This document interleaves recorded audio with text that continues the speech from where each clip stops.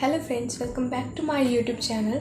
आज की वीडियो में मैं बताने जा रही हूँ कि आप कैसे मैथ्स में 95 और 95 प्लस मार्क्स स्कोर कर सकते हैं।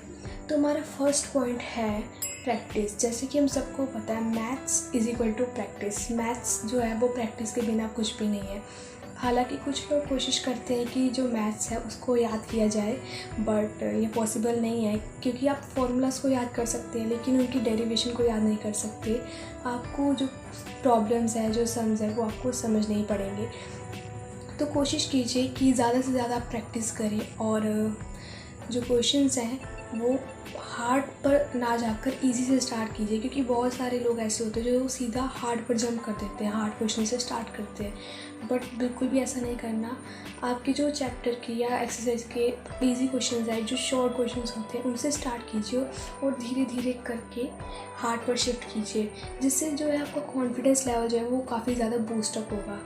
और कोशिश ये कीजिए कि जो प्रैक्टिस है वो आप डेली कीजिए। एटलीस्ट 3 से 4 क्वेश्चन डेली सॉल्व कीजिए, जिससे आपको बहुत ज़्यादा हेल्प होगी।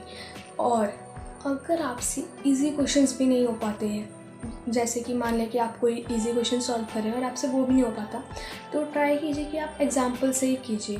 बट आपको ये भी नहीं सोचना कि हाँ अब एग्जांपल पर आ गए हैं, एग्जांपल देख ली, इससे मिलता जुलता सेम क्वेश्चन है और इसको हम छोड़ देते हैं।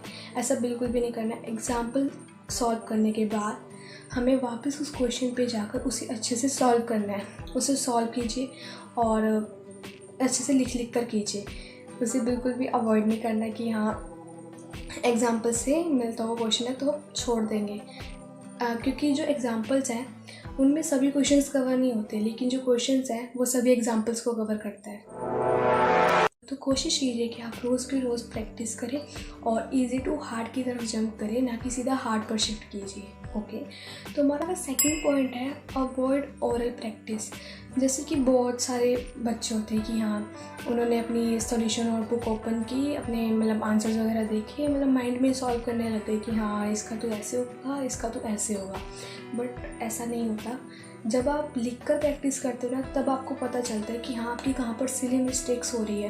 क्योंकि क्या होता है, कहीं पर माइनस लगाना रह गया, कहीं पर कुछ करना रह गया, तो ऐसी छोटी छोटी सिली मिस्टेक्स से ना आपका पूरा क्वेश्चन सही होता है, पूरा सॉल्यूशन सही होता है, बट वो सिली मिस्टेक के कारण आपका आंसर पूरा गलत हो जाता है। तो कोशिश कीजिए कि आप लिख कर प्रैक्टिस करें, जैसा कि मैंने फर्स्ट पॉइंट में कहा, और अवॉइड कीजिए और प्रैक्टिस को कि हाँ बस ऐसे दिमाग में कर लिया, क्योंकि ज़्यादा हमें आयरन मैन बनने की ज़रूरत नहीं है। अपना माइंड को शार्प करना है, बट इतना भी हमें ओवर कॉन्फिडेंट होकर नहीं चलना कि हाँ हमें सभी क्वेश्चंस आते हैं। क्योंकि जब आप ऐसे लिख कर प्रैक्टिस करोगे तो आपको सिली मिस्टेक्स के बारे में भी पता चलेगा और आपको एक फॉर्मेट के बारे में भी पता चलेगा कि एग्ज़ाम में आपको लिख कर कैसे आना है।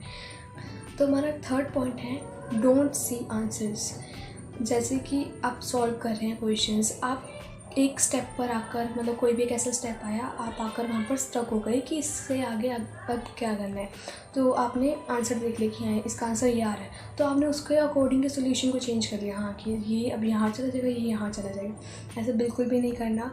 कोशिश ये कीजिए, कोशिश क्या मैं तो कहती हूँ ऐसा ही कीजिए कि आप पहले पूरा सॉल्व कीजिए। सॉल्व करने के बाद आपका जो आंसर आ रहा है उसके बाद कंपेयर कीजिए कि आपका क्या आंसर आ रहा है और जो रियल आंसर है वो क्या है।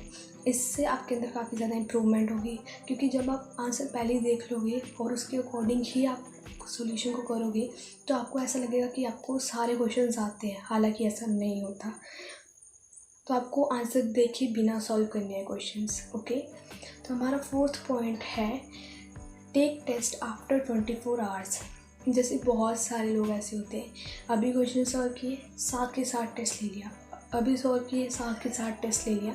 ऐसा नहीं होता। हालांकि मैथ्स में नहीं, हर एक सब्जेक्ट में एप्लीकेबल होना चाहिए कि जब भी आप कोई चीज़ पढ़ते हैं एटलीस्ट अपने दिमाग को 24 आवर्स तक का टाइम दीजिए कि वो उस चीज़ को ग्रैब कर पाए, उस कॉन्सेप्ट को अपने अंदर देखिए कि वो कितने अच्छे से कर पाता है या नहीं कर पाता। क्योंकि जब आप 24 आवर्स के बाद अपना टेस्ट लेंगे ना, आपको पता चलेगा आपका वीकेस्ट पॉइंट कौन सा और आपका स्ट्रॉन्गेस्ट पॉइंट कौन सा है।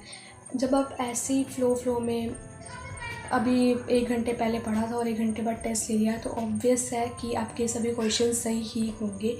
तो 24 आवर्स के बाद टेस्ट लेना है और रैंडम क्वेश्चंस का लीजिए, क्योंकि जब आप एक ही टाइप के क्वेश्चंस का टेस्ट लेंगे ना तो इससे क्या होगा, आपका माइंड को ना उसी तरीके के हल्के फुल्के क्वेश्चन सॉल्व करने की आदत हो जाएगी।